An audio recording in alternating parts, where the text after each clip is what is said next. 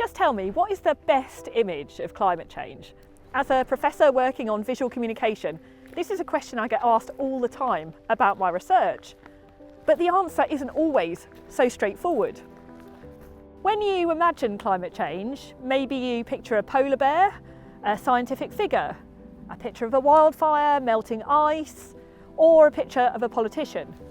In a world where we're constantly seeing, making, and sharing these visuals, the visuals may matter more than you might think.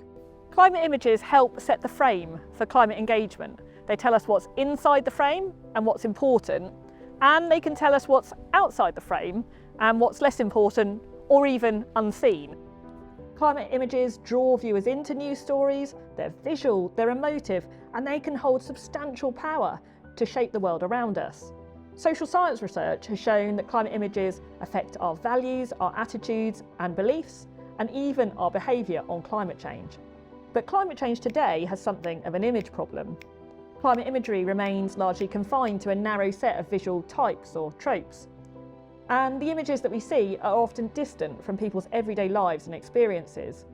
While some climate images might increase a sense of the importance of climate change or invoke a sense of fear, they might fail to empower people to take action. Other images might prioritise some people's voices and experiences over others. So what is the best image about climate change? The short answer is, there is no single best image. Instead, we have to ask what constitutes best, for which people, in which circumstances, how are images organised, how are they stored and shared, and how do they move through a globalised media ecosystem? Whose voices are privileged and whose voices are marginalised?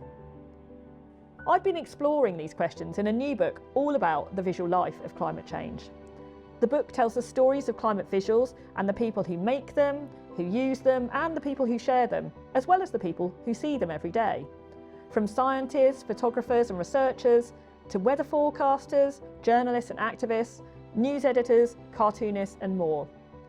It's only by understanding the stories behind these images that we can start to challenge and critically question visual portrayals of climate change.